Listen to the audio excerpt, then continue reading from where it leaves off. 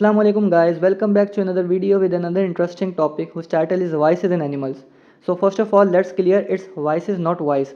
Voice जो usually animal का sound होता है या उसकी आवाज़ हम उसे कहते हैं. वॉइस इज़ जनरली इनअप्रोप्रिएट या अनडिज़ायरेबल हैबिट्स होती हैं एनिमल को, तो वो कहलाती हैं. So they are undesirable habits which if they are allowed to develop fully render an animal useless for work. Means अगर ये फुली किसी भी एनिमल की पर्सनैलिटी में या उसी की वेलबींग के अंदर जो है वो डेवलप हो जाती है, तो in future the animal might become useless, waste और अनप्रोडक्टिव इन ओवरऑल हर्ड.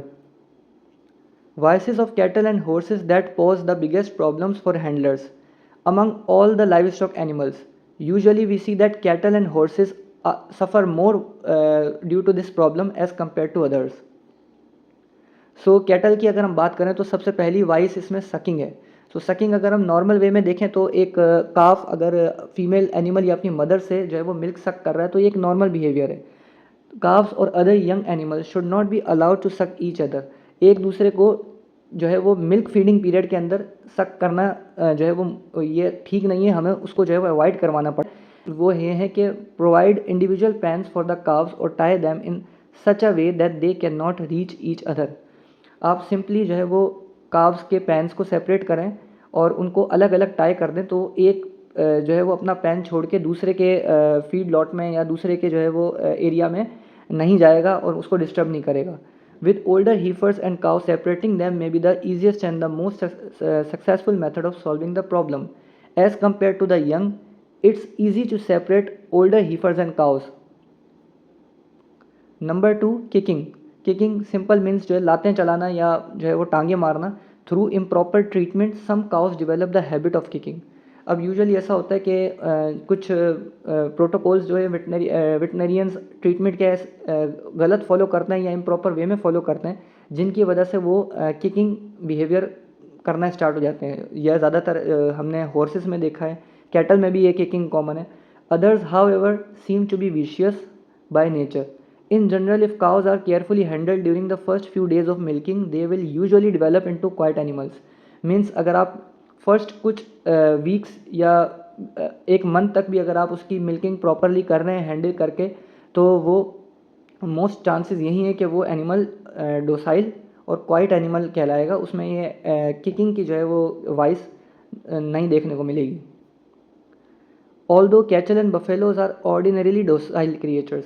यही मैंने प्रीवियसली कहा कि दे आर डोसाइल और वो जनरली इनोसेंट क्रिएचर्स होते हैं. ये सिंपल आपको अटैक नहीं करेंगे जब तक कोई अनडिज़ायरेबल इवेंट या अनडिज़ायरेबल एक्टिविटी बाहर से एक्सटर्नली ना हुई हो, तो generally they are docile. Some individuals with bad temperaments than buffaloes. कुछ कैटल के देखा जाता है कि कुछ कैटेगरीज में बफेलोज के कंपैरिजन में बैड टेम्परामेंट होता है. So kicking is more often observe to be a problem with cattle, not buffaloes.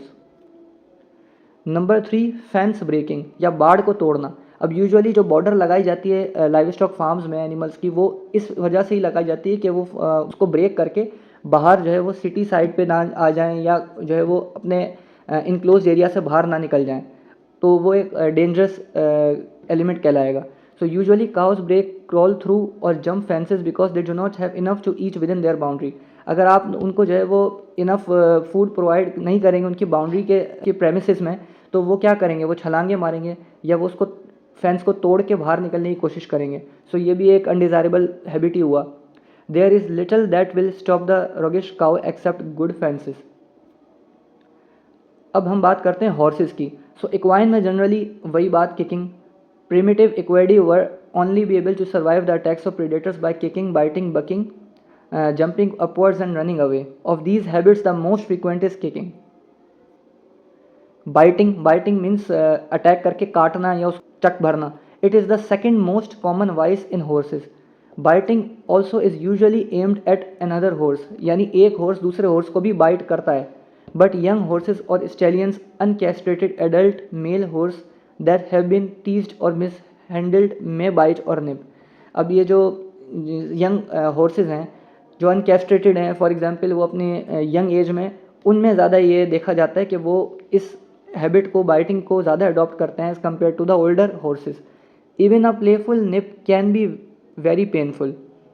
जो मजाक ही मजाक में यानी उसने जनरली आके काटा है तो वो भी बहुत ज़्यादा आपको पेनफुल फील होगा. Horse will indicate the degree of its intentions by laying back it's years and sometimes bearing it's teeth. यानी कानों को पीछे की तरफ करेगा अपने और अपने दांत बीचेगा, तो this is the actual sign और indication that the horse is going to bite you. Number 2, bucking. Habit of bucking becomes a problem if the horse is being ridden. It is important to check and see if the pain of ill-fitting tack, a short nail with a sharp point and a large head is the cause.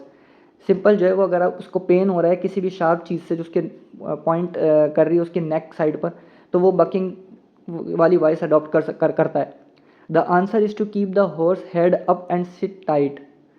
उसके सर को बिल्कुल सीधा करें, खड़ा करें और उसको सीधा खड़ा करके जो है वो हम उसको पकड़ें या हैंडल करें, तो इससे हम जो है वो काफ़ी हद तक ओवरकम कर सकते हैं. Horses often appear to buck for fun, particularly when they have just been turned out into a field. It is important to keep a close hold on the horse head to avoid trouble.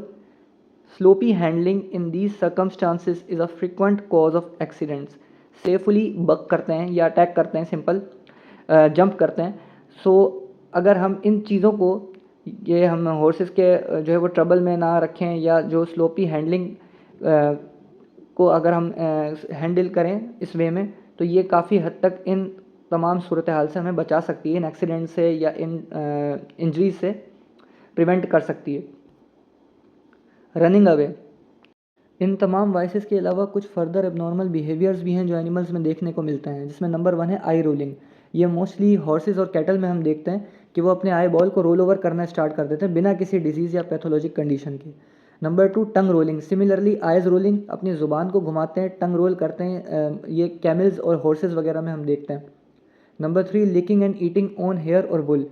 Sheep में ज़्यादातर common है कि वो अपनी skin और वुल को लिक करना या उसको स्मेल करना वो स्टार्ट कर देती हैं. Number 4, sucking and eating solid objects. ये एक पर्टिकुलर टर्म है पिका. पिका मीन्स अनयूजुअल मटेरियल्स को कोई लिक करना, उनको ईट करना, जिसमें कीलें या कपड़े के टुकड़े या रस्सी के कुछ हिस्से या कोई ऐसा लकड़ी का पीस, कुछ इस किस्म की चीज़ें जो अनवांटेड ऑब्जेक्ट्स होते हैं उनको ईट करना स्टार्ट कर देते हैं एनिमल, तो उनको पिका कहते हैं हम. Number 5, intersucking by calves.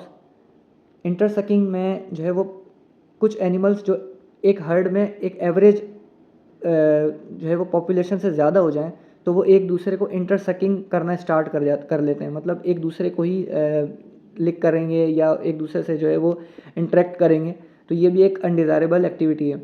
Number 6, intersucking और milk sucking by adult animals. या जो एडल्ट एनिमल है वो अपना जो है वो मिल्क सक करना स्टार्ट कर दे. फिर इसमें ओवर ईटिंग एक और हैबिट है, हेड रबिंग या हेड हिटिंग विद वॉल्स. सो ये सारी जो एक्टिविटीज़ हैं ये सारी वाइसेस में आती हैं और एबनॉर्मल एक्टिविटीज़ हैं एनिमल्स में. So this is the end of lecture the voices in animals. Hope you understood the topic well, and if there is any question you can comment below, and we will going to create more lectures based on livestock medicine, veterinary pathology, and we will also cover different diseases with their etiology, signs and symptoms along with their treatment. So keep following us and subscribe Vet Vision. Inshallah we will meet in next video. Allah Hafiz.